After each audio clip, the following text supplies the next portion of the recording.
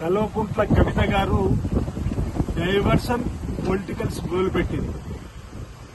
మా ముఖ్యమంత్రి శ్రీ రేవంత్ రెడ్డి గారి నాయకత్వంలో బీసీ బిల్లు పైన 3 రోజులు భారతీయ జనతా పార్టీ కేంద్ర ప్రభుత్వం పైన పోరాటం చేస్తామని ప్రకటన చేస్తే ఒకరోజు ముందే నేను 72 గంటలు బీసీల కోసం ధర్నా చేస్తా తెలంగాణలో చెప్పిన ఒక ప్రకటన చూస్తే తెలంగాణలో ధర్నా చేయాల్సిన అవసరం ఏమొచ్చిందో అంటున్నా.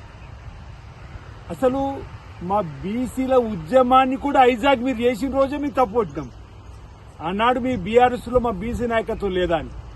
అసలు మీరు ఇప్పుడు ఏ హోదాతోని ఈ ప్రకటన చేసినో అర్థం కావడం లేదు.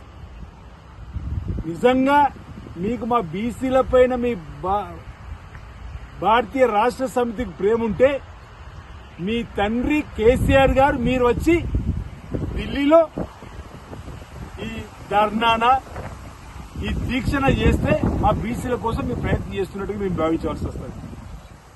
ఏంది దొంగ డ్రామాలు ఏందో అంటున్నాం.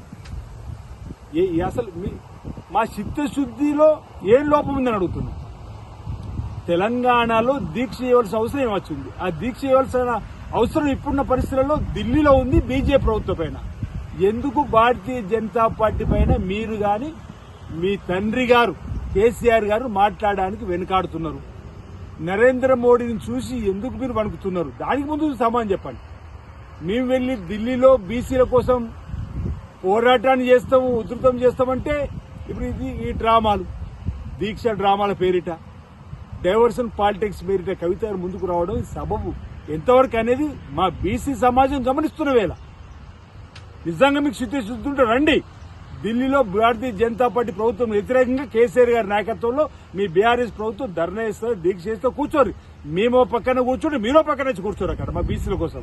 దానికో అర్థం కానీ అసలు తెలంగాణలో దీక్ష చేయడానికి ఇక్కడ ఏం అవసరం ఉందో అంటున్నాం.